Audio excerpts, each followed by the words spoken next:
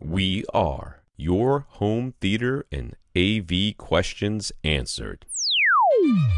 This is AVRant. Want your home theater or AV question answered by Tom and Rob? Send it to question@avrant.com. Welcome to AVRant. I'm Tom Andry, and I'm here with Rob H. And is it Anand, I think. Anand. I think it's Anand. I think that's how that I name's like this pronounced. name. I'm sorry if it's wrong. It makes me. It's like, I like it. Anand. Okay. Is going to take Rob's advice and wait to buy a 4K OLED until they can produce 1,000 nits. Okay, good. All right. However, he's curious about quantum dots. It seems to be a cheaper to produce technology than OLED. But how does it compare to OLED now, and how will it compare to in the future as OLED improves? It's very hard to say OLED when you have a cough drop in your mouth.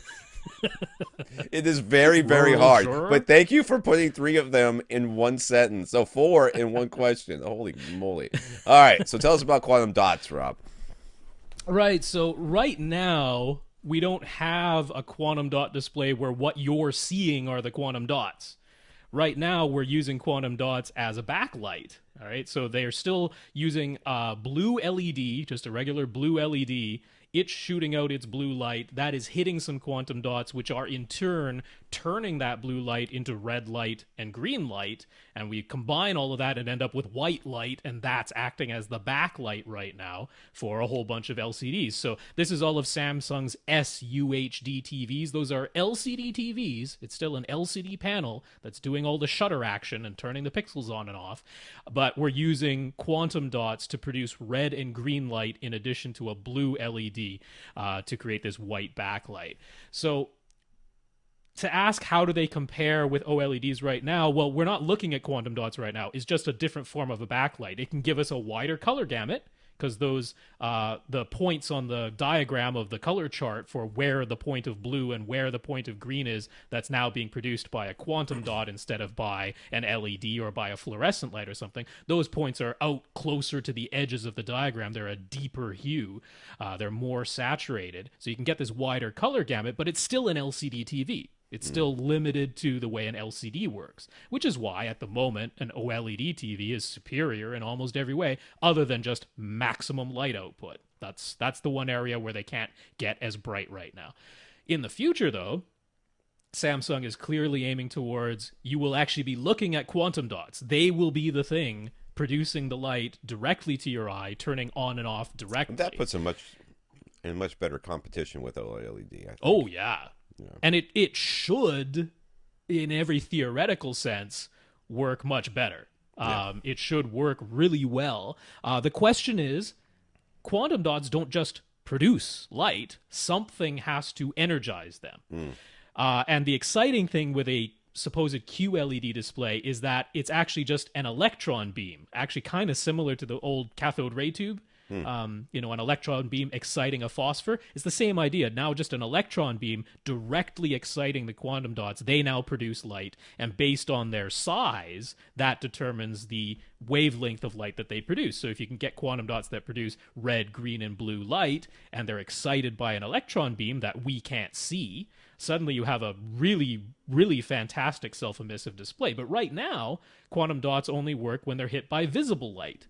So that would present a huge problem because you'd have to have a backlight to then activate the quantum dots. And that's not what we're going after. So Samsung's optimistic projections are like 2018. Maybe we'll start seeing the first QLED displays, which is not very far away. But it's also 2 more years for OLED to advance, right? And we've already seen the prices on OLED come way, like they're already down. The B6 models are already down to $1,800 and $2,800 for the 55 and 65 respectively. Yeah. That's like half the price of when they came out. That was this year. In a year, they've come down in half. So, when QLED hits the market, I don't think it's going to be cheaper than OLED because OLED will have come down in price even more. And then there's all the R&D costs that have to be recouped. And we're not just talking about using the quantum dots we already have. This is new technology. This is something that currently doesn't exist except inside of a lab. But I'll be glad to see LCDs go away. Oh yeah. To be honest Yeah. with you, it's been When it's honestly, OLED versus QLED, that's going to be a nice future to live it in, I is think. because I mean we had plasmas and they were great, but they were heavy and they were Mm-hmm. hot and they were expensive and they were hard to make very Yeah. big. And then LCDs came around and they were cheaper, they were light, and they were thin, and they were easy to make very large, or a lot easier to make large. Yeah. But I mean, what we do know right now is that quantum dots can get very bright. They already do.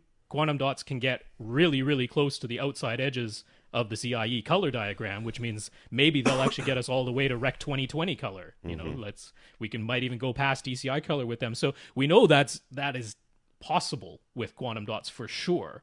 So is it possible they could surpass OLED? I think they could. You know, everything about them theoretically says that yes, they could. But I don't think they're going to be cheaper right away. So if you were to buy an OLED, let's say next year they get 800 nits or something close to 1,000 nits, and you were to buy it then, I think by the time QLED is ready to surpass them, you'll have a good 3 to 5 years with that OLED. Seems like a kind of a nice transition period in my opinion. So. I would agree with that. Want your question answered? Send it to question@avrant.com.